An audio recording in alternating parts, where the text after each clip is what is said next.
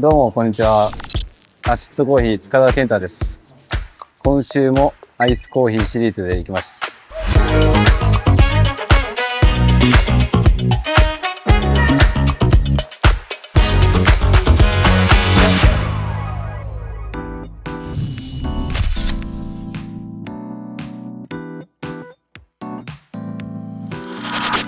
まずはエルサルバドルのゲイシャセミウォッシュドです。エルサルバドルといえば結構パカマラとか有名な感じなんですけど、これはゲイシャです。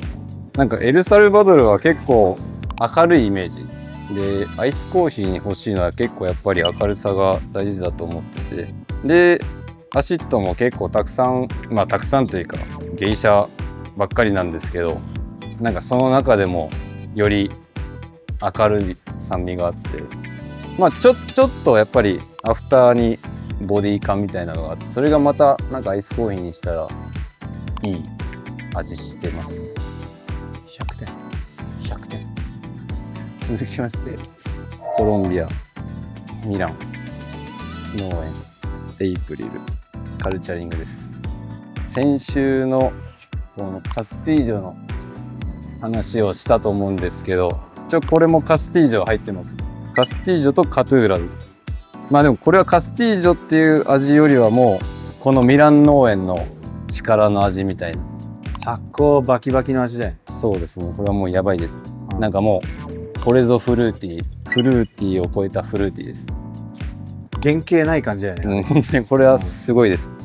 絶対みんな飲むべきコーヒーです。一度は。驚きがあるよね。これカルチャリングって書いてるんですけど、なんかインフューズドとかなんか高ファメンテーションとかあるんですけど、インフューズの定義はね、生豆状態で香りをつけること。だからこれは生豆の前にパルピングする前の皮がかぶった状態の時に一緒に発酵させるから、だからインフューズドは区別されてはいる。だからどちらかというと高ファメンテーションの一種だね。そうですね。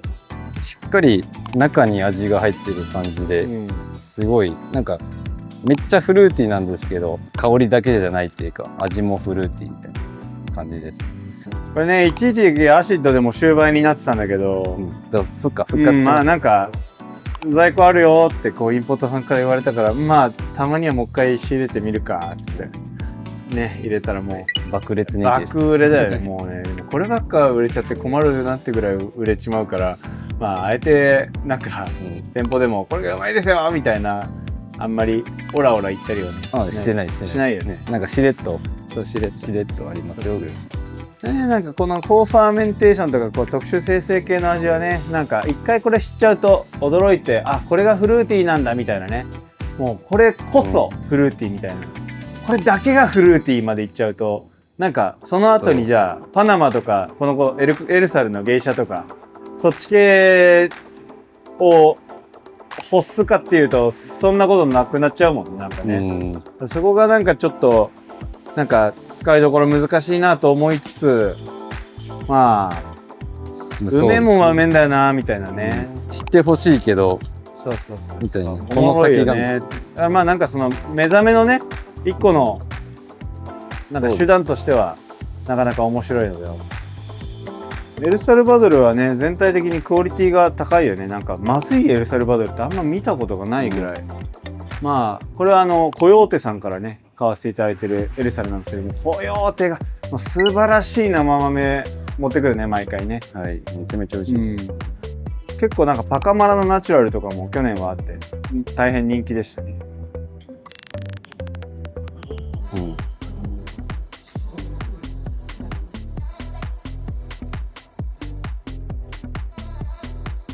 パカマラはやっぱハニーとかおしとがうまい、めちゃめちゃ美味しいですと思うのよ、俺的にはね。今どっちもありますもんね。そうだね。あっちでもよかったかも。今年ナチュラルは入れてないので。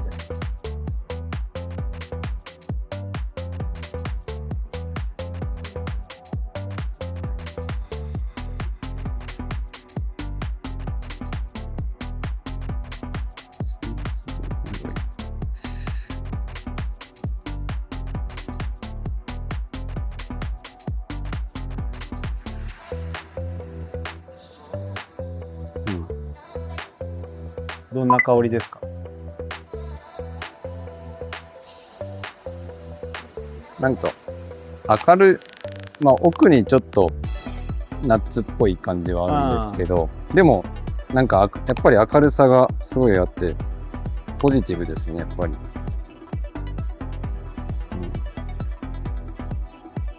アイスコーヒー美味しい。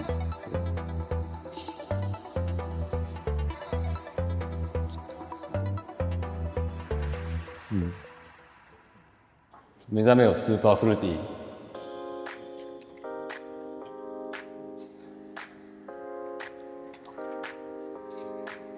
甘い。こんな感じだったっけ？もうちょっとだけ明るかったけど。あ、そう。うん。これ入れてみて。はい。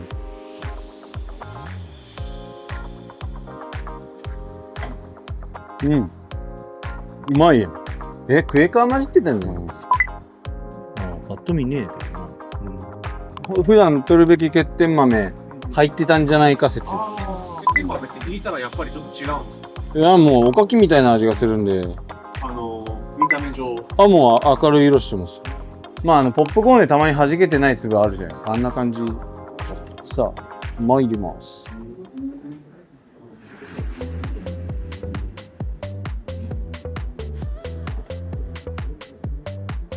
うん。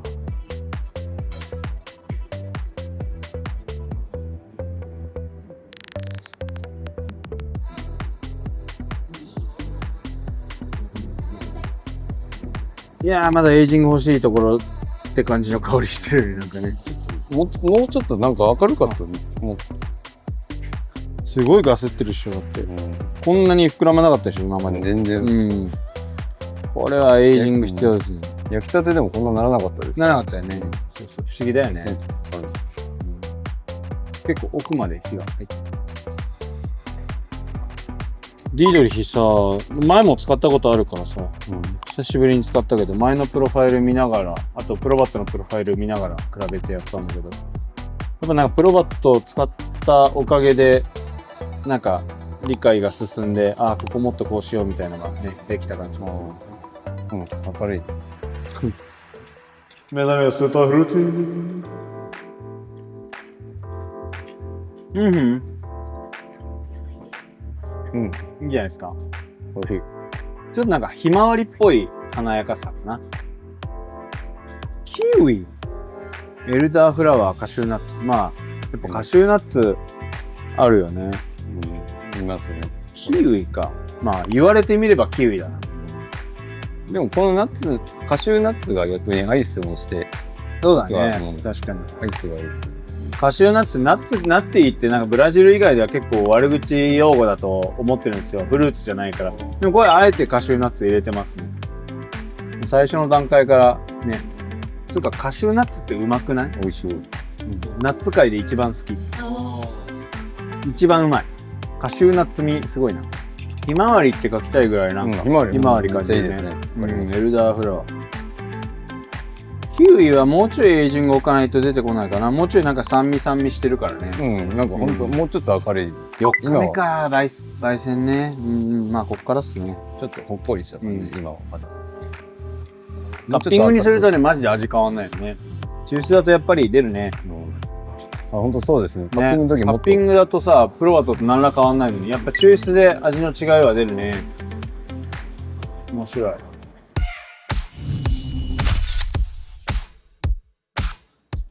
皆様お待ちかねのレコード紹介でございます。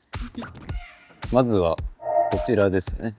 こちらは DJ の方、ちょっと正直あまりめちゃめちゃ詳しいわけじゃないんですけど、エルカっていう、もう結構 EDM とかテクノとかズンズンした感じが好きなんですけど、この方も結構ズンズンした感じで、ズンズンしすぎるとチャラいって言われちゃう場合があるんで、この方は絶妙にいいですね。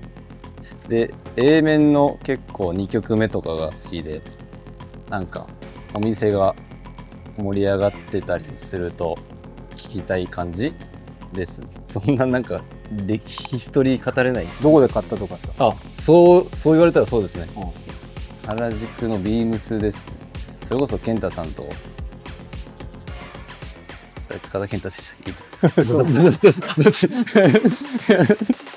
まあ一緒に原宿昔本当に一緒にお出かけしてた時にたまたま入ったレコード屋さんで初めてです。人生初自分で買ったレコード。家にレコードのターンテーブルとかなくて、お店で初めてレコードを使い出して、で自分用で買ったら何でもかけていいって言われたんで買った1枚、思い出の1枚です。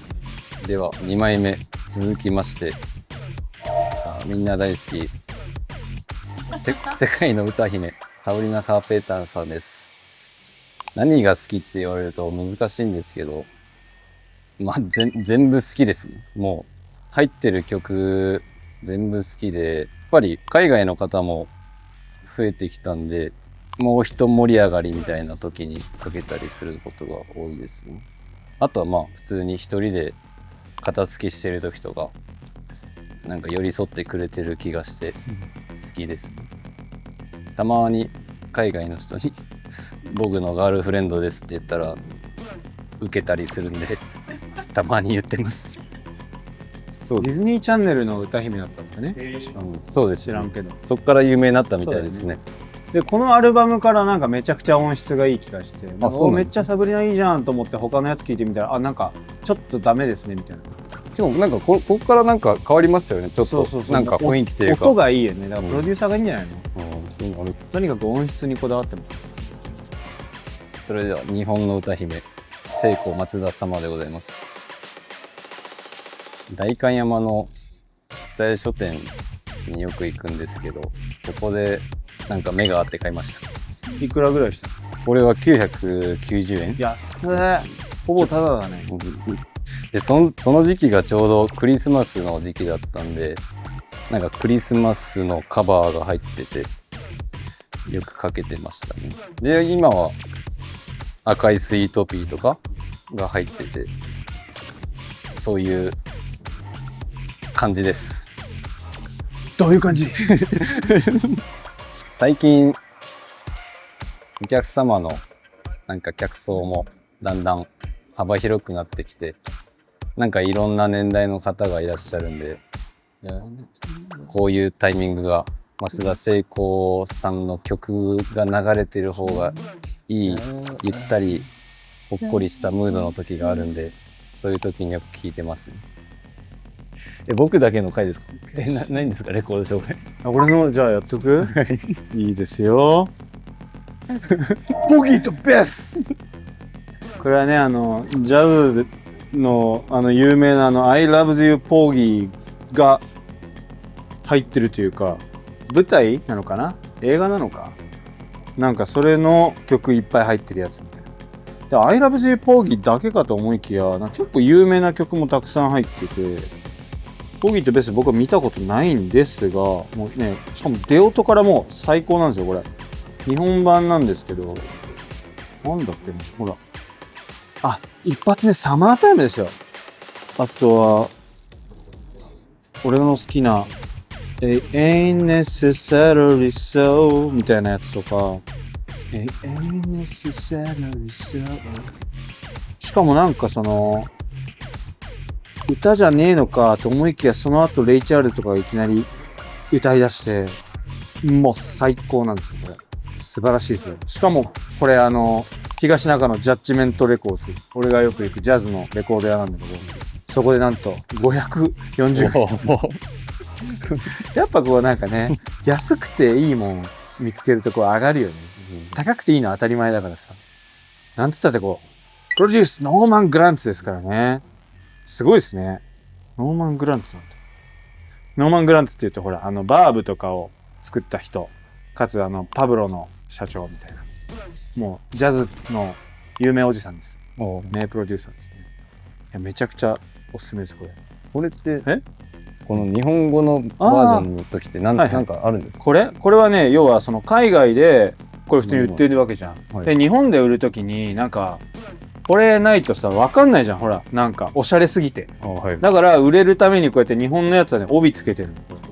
でこういうなんかその日本版帯あり帯なしとかあって、帯があった方がそのマニアの間では高値で取引されたりする。特にビートルズとかあとなんか T-Rex とか当時のロックのやつとかもなんかもうとんでもない帯つけるから日本の人たち僕らはアイドルとかもそうだけど、だからそれ山立とかも帯あり帯なしで値段変わったりしてきて、そうでなんか音質はもちろんそのやっぱ本国のオリジナル第一版が一番いいとされたりはするんだけど、やっぱりこうなんか日本の流通させるってことは日本のその音響のセッティングで気持ちよく鳴らすみたいな前提で音となんかやったり作ったりしてるから、まあ、それはそれでなんか優しくあっていいよねみたいな。ジャズとかもやっぱりそのビル・エヴァンスのワルツ・フォー・デビーの日本版の東芝 EMI がやっぱ好きだねみたいな海外の人とかも結構いるぐらいで、や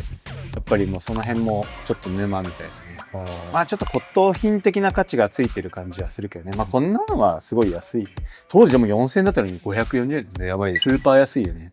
結構やっぱりそのジャッジメントレコーズ歌もんがすげえ安かったりする。シナトラとかもなんか数百円で売ったりするし、おすすめです。わざわざ東中野行く価値があるぐらいジャッジメントレコーズはいいですよ。はい。では語りすぎましたね。コーヒーやりましょう。あ、そうです。コーヒー入れましょう。行ってこい行きましょう。ミラン入れていきたいと思います。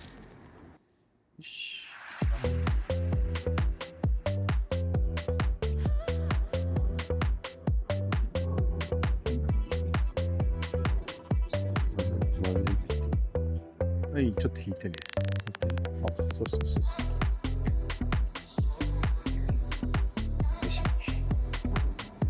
すごい匂いだね。いってます。やっとる。なんかいい言葉ないもんかね。やっとるとかさ。特殊生成だと分かりづらいよね。なんかアナエロビックウォッシュとかでもさ、全然アナエロ味しないじゃない。なんかものによっては。そうですね。アナエロビックナチュラルっつっても全然なんか綺麗なナチュラルだったりするじゃない。なんかアナエロビックイコールなんかやっとるってわけじゃないじゃない。はい。かといってなんかインフューズって言われると、いやインフューズではないんだよな厳密にみたいなね。なんかいい言葉があれば。ね、だからやっとるがいいと思うからね。これはやばいですね。でも本当にね、みんなに飲んでほしいんですけど、なんか大々的に言えないもどかしさみたいな戦ってます。だからお店では一応出してないです。でお店だとウェルカムコーヒーって言ってちっちゃいのでちょっとねでやってるんですけど、やっぱなんかそれが意外と人気だったりするんです。塚田さんはカラオケとかでは何歌うんですか？そうですね、僕は結構そんなに歌に自信ないんであんまりカラオケ行くことはないんですけど、結構EXILEが好きでいやEXILEってなんか青と赤で分かるじゃないですか。分かるじゃないですか、パートがね。デュエットみたいになってる。そうそうそう。であれをなんか一人で歌う時ってちょっとなんか考えるものあるじゃないですか。そうなんかちょっと変えた方がいいのかなみたいな。そうってなったらEXILE好きなんですけど、ちょっとそこまでの技量がないんで、好きだからこそここ本当はこんな感じなのになっていうのが分かっちゃうわけだ。そうなりきれない自分がいるじゃないですか。ね。確かにあれ2つあったら俺も一人でね、スマップとかさ、なんかさ、5人ぐらいそうちょっとなんかね、なんかあるじゃないですか。そう歌い分けたりね。そう歌い分けるまでのレベルに達してないから歌いたいけど歌えないみたいなとこあります。それはちょっとしたテーゼですね。目覚めをスーパーフルーティー。すごい綿菓子みたいな。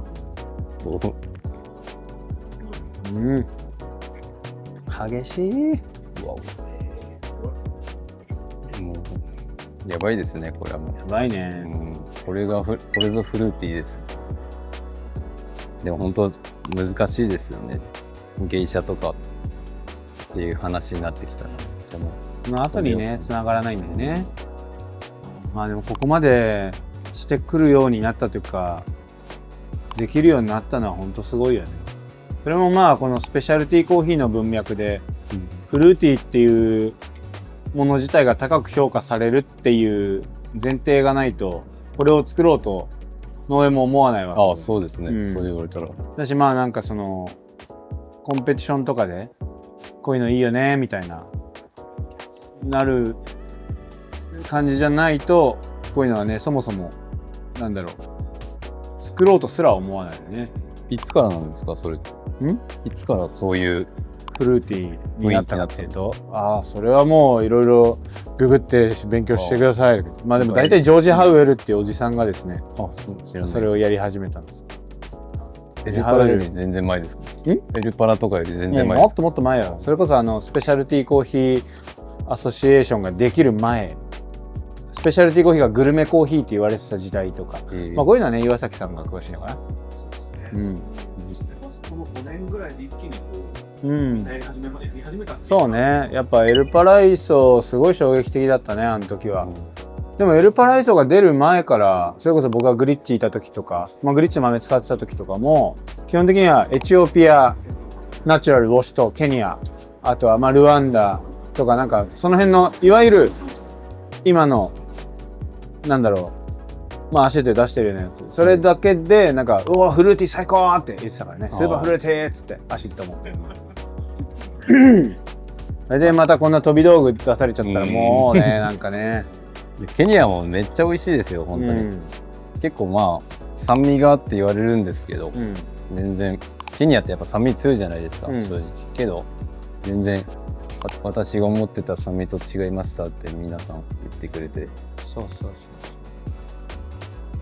逆に僕あんまりそもそもそんなに深入りとか飲んでこなかったんで、なんかフルーティーしか逆に知らないみたいなあれなんで、だから普通にこういうもう美味しいですよっていう普通になんか素直に言えます。まあでも本当アシッドがやりたいのはそのね固定観念、まあコーヒーは苦いものとか例えば酸っぱいのはまずいとか、まあ、どっかでなんか覚えてきたフルーティーなコーヒーに対する偏見みたいな、コーヒーだけじゃなくてもなんかジャズは古臭いものとか、そういう間違った認識というかまあ誤った認識まあご教育されたものをこうね、いやいやまあまあこういうのもあるよっつってこう優しくこう新しい世界の楽しさを見せるみたいのがねやはりこう目覚めよっていうところにそうですね本当そうですなってんのかな。そうでまあその手段の一つとしてこのスーパーフルーティーがありますよねっていうことが言いたかったわけそうですねそうです。じゃないとね自分の信じてる世界だけで生きてはつまんないからね、海外の人はもうアシッドめがけてきちゃうからなんかもう最初からアシッドファンみたいなもんだけど、特に日本の人はでも上手腹の人はねまだまだはあコーヒーみたいな人ね、いるからね、そういう人は「いやいやおもろいっすよ」ってこうポップにね巻き込んでいくのがいい。本当そうですね。あんまりわかんない人で迷い込みますよ。そう迷い込んできたら俺ら一番仕事のしどきです。そういう人はなんか別になんか例えばその一番最初からそのたくさんお金を使うとかそういう感じではないんですよ。いわば太客と一番遠ざかってる人なんですけど、そこに一番労力つきたい、ね。そうですね。本当にそれやんなきゃなんかね店やってる意味ない。昔に比べて本当増えましたね。昔は本当に入りづらいが勝ってたんですけど、今はなんか警戒されてたからいや誰もいないと入りづらいんですよね。そうなんか今何人かやっぱりいることが多いんで、なんだろうで入ってきてくれる人が多いです。ちゃんとありますかって言われないですか？言われます。全然言われます。ミルクも言われます。全然飲んでミルクくださいとか砂糖くださいって一度も言われたことないです。やっぱり飲んでもらうまでがすごい難しいですね。そうだね。飲んでもらったら分かってもらえるっていう自信があるけど、そこまでのプレゼンテーションじゃないですけど、それが、楽しいですね。それが人格者ですね、塚田健太先生このノリいつもだよ、この設定これなんかちょっと出てください。さすがにさすが2週間僕は減りますよ。登録者数今週もありがとうございました。また来週お楽しみに。目覚めよスーパーフルーティー。